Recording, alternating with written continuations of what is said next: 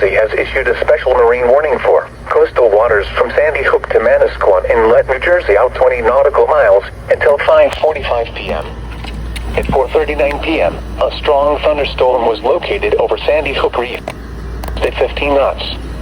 Hazard: wind gusts 34 knots or greater. Source: radar.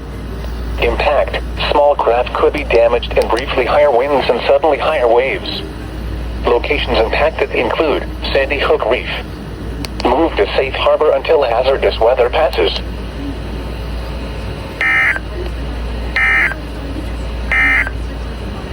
The severe thunder